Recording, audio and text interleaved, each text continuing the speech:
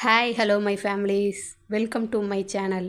இப்போ தான் என்னோடய சேனல் நீங்கள் பார்க்குறீங்கன்னா லைக் பண்ணுங்கள், ஷேர் பண்ணுங்கள், கமெண்ட் பண்ணுங்கள். தமிழ் ஹாஸ் டிவியை சப்ஸ்கிரைப் பண்ணுங்கள். மறக்காமல் பெல் ஐக்கானை ஆலில் போடுங்க. அப்போ தான் என்னோடய வீடியோஸ் உங்களுக்கு நோட்டிஃபிகேஷனாக வரும். வாங்க வீடியோக்குள்ளே போகலாம்.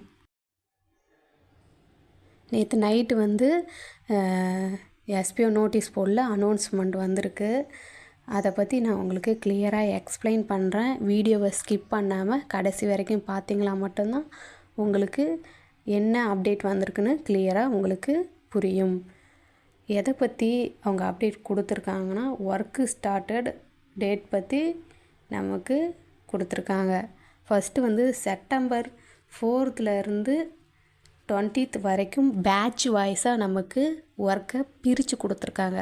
ஒவ்வொரு பேட்சாக 4th பேட்சிலேருந்து 19வது பேட்ச் வரைக்கும் நமக்கு ஒர்க் இருக்குது. அந்த ஒர்க் இன்னையிலேருந்து ஸ்டார்ட் ஆக போகுது. ஒவ்வொரு பேட்சும் ஸ்டார்ட் ஆகும்போது அதை நமக்கு ஸ்ப்ளிட் பண்ணி கொடுத்துருக்காங்க. எதனால் ஒர்க் பேட்சை நமக்கு பிரித்து கொடுத்துருக்காங்கன்னா, 19 டேஸ் நமக்கு ட்ரெயினிங் பீரியடாக இருக்கும். அதாவது இந்த 15 நாள் நமக்கு ஒர்க்கை எப்படி பண்ணணும் அப்படின்னு சொல்லிட்டு நமக்கு சொல்லி தருவாங்க. அதற்கு முக்கியமான 3 ரீசன்ஸ் இருக்குது. அது என்னென்ன ரீசன்ஸ்னு நான் சொல்ல போகிறேன். அதை நீங்கள் டீட்டெயிலாக கேட்டு தெரிஞ்சுக்கோங்க. ஃபஸ்ட்டு நீங்கள் லாகின் பண்ணி உங்கள் எஸ்பிஓ போர்ட்டலுக்குள்ளே வந்துடுங்க. ஐடி பாஸ்வேர்ட் போட்டு கீழே வந்தீங்களா பாருங்கள். கீழே வந்தீங்களா, உங்கள் டேஷ்போர்டு அதை டச் பண்ணிங்களா, உள்ளே வந்தீங்களா, உங்களோட டேக்ஸ் இன்வாய்ஸ் இருக்கும் பாருங்கள். உங்கள் ஐடி அது கீழே நீங்கள் என்ன டீம் அப்படின்ட்டு இருக்கும். அதுக்கு கீழே பாருங்கள் இன்வாய்ஸின்னு கொடுத்து அதுக்கு இந்தாண்ட இவங்க டாஸ்க்கு டேட்டுன்னு சொல்லி கொடுத்துருப்பாங்க. ஸ்டார்ட்டு டேட் அப்படின்னு சொல்லி கொடுத்துருப்பாங்க. அந்த டேட் கரெக்டாக பார்த்துக்கோங்க. மிஸ் பண்ணாமல் அந்த டேட்டில் போய்ட்டு உங்கள் ஒர்க்கை நீங்கள் ஸ்டார்ட் பண்ணிக்கோங்க. கரெக்டாக செக் பண்ணிக்கோங்க. உங்கள் போர்ட்டலில் போய் லாகின் பண்ணி செக் பண்ணிக்கோங்க. மிஸ் பண்ணிட்டீங்களா, அதற்கு திரும்ப ஒரு வாய்ப்பு வருமானு கேட்டிங்களா, அது தெரியாது. இந்த 3 ரீசன் என்னென்னு இப்படி பார்க்கலாம் வாங்க. ஃபஸ்ட்டு ரீசன் எல்லாத்துக்கும் ஒரே டேட்டில் ஒர்க் பண்ணி ஒரே டேட்டில் ஒர்க்கை ரீச் பண்ண முடியாது. அதே மாதிரி ஒரே டேட்டில் விட்ரவல் கொடுக்கறது மூலமாக நிறையா இஷ்யூஸ் வருது. அதாவது நீங்கள் இப்போ ஒர்க் ஸ்டார்ட் பண்ண உடனே அவங்க அனௌன்ஸ்மெண்ட் கொடுத்த உடனே நீங்கள் போய் எல்லாம் போர்ட்டலில் லாகின் பண்ணக்குள்ள எல்லாத்துக்கும் எரர் வரும். நிறைய பேர்த்துக்கு உள்ளே லாகினே ஆகாது.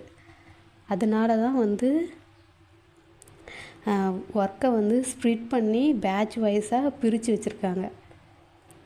ஓகேங்களா. செகண்ட் ரீசன் என்னென்னா, ஒர்க் ஸ்டார்ட்னு சொன்ன வாட்டி எல்லாம் லாகின் பண்ணால் எரர் வருதில்ல.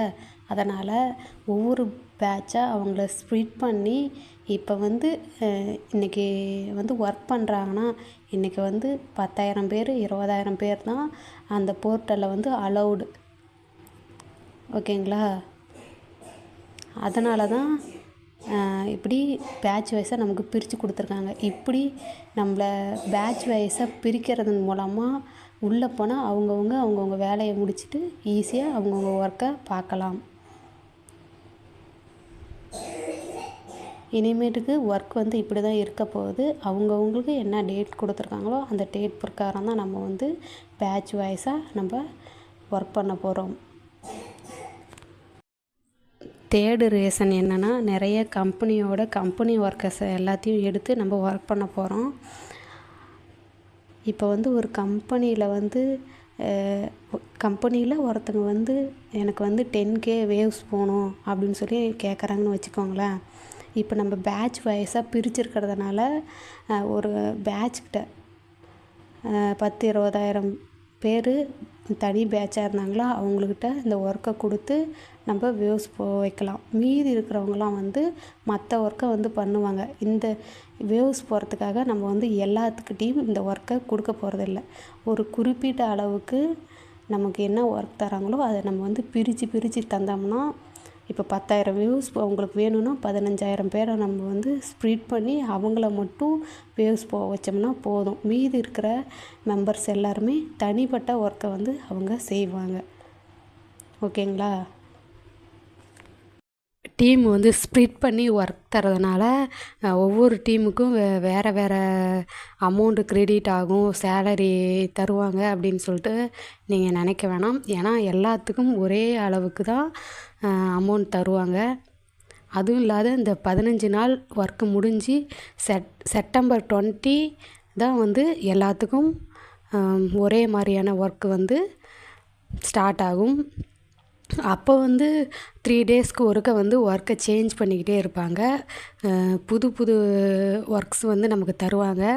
அதெல்லாம் நம்ம செஞ்சு முடித்த வாட்டி தான் செப்டம்பர் 20 நமக்கு ஒர்க் ஸ்டார்ட் ஆகும். அதுக்கப்புறம் தான் நம்ம கம்பெனிக்கு வேலை செய்ய போகிறோம். அதனால் இந்த 15 நாளும் நம்ம வெறும் டெமோ தான் ஒர்க் பண்ண போகிறோம். அதுக்கப்புறம் செப்டம்பர் 20 தான் digital content writer, digital influencer, sales team, promotion team இவங்க எல்லாத்துக்கும் என்ன ஒர்க்குன்னு சொல்லிட்டு சார் வந்து சொல்லுவாங்க. கரெக்டாக உங்கள் போர்ட்டலில் லாகின் பண்ணி உங்களுக்கு என்ன டேட் கொடுத்துருக்காங்களோ அந்த டேட்டின் படி நீங்கள் வந்து ஒர்க் பண்ண ஸ்டார்ட் பண்ணலாம். ஒரு டைம் நீங்கள் வந்து உள்ளே போய்ட்டு அந்த டேட்டில் உங்கள் ஒர்க்கை நீங்கள் ஸ்டார்ட் பண்ணிங்களா, அதுக்கப்புறம் நீங்கள் வந்து கண்டினியூஸாக உங்கள் ஒர்க்கை செய்யலாம். ஒரு 3 டேஸ்க்கு ஒர்க்கை 4 டேஸ்க்கு ஒர்க்கை ஒர்க் மாற்றி கொடுப்பாங்க. அதன்படி நீங்கள் வந்து ஒர்க் பண்ணலாம். ஓகேங்களா?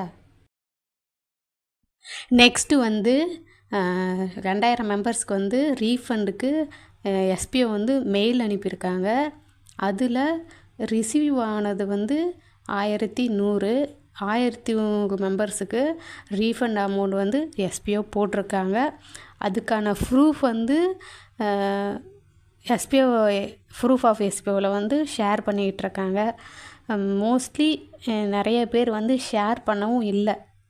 அவங்க வந்து ஃபஸ்ட்டு அவங்க மெயில் அவங்களுக்கு வந்ததுக்கப்புறம் அவங்க அதில் சிக்னேச்சர் பண்ணி ஃபஸ்ட்டு மெயில் பண்ணணும். நெக்ஸ்ட்டு வந்து அவங்களுக்கு அமௌண்ட் ரிசீவ் ஆனதுக்கப்புறம் அவங்க வந்து ரிசீவ் ஆகிடுச்சி அப்படின்னு சொல்லிட்டு ப்ரூஃப் எடுத்து ஸ்க்ரீன்ஷாட் கூட எடுத்துக்கலாம். உங்களுக்கு மெசேஜ் வந்துச்சுன்னா அதை ஸ்க்ரீன்ஷாட் எடுத்து கூட ஆட் பண்ணி எஸ்பிஓக்கு சென்ட் பண்ணணும். எனக்கு அமௌண்ட் இது வந்துருச்சு அப்படின்னு சொல்லிட்டு அதை ப்ரூஃபாக ஆட் பண்ணி எஸ்பிஓக்கு திரும்பி சென்ட் பண்ணணும்.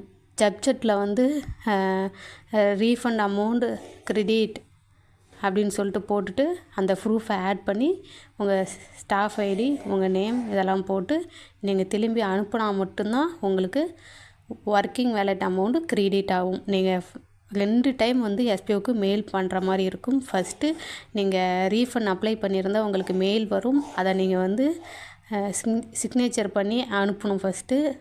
அதுக்கப்புறம் உங்களுக்கு அமௌண்ட் ரிசீவ் ஆனதுக்கப்புறம் எனக்கு அமௌண்ட் ரிசீவ் ஆகிடுச்சி அப்படின்னு சொல்லிட்டு அந்த ப்ரூஃபை எடுத்து ஆட் பண்ணி திரும்பி எஸ்பிஓக்கு அனுப்பணும்.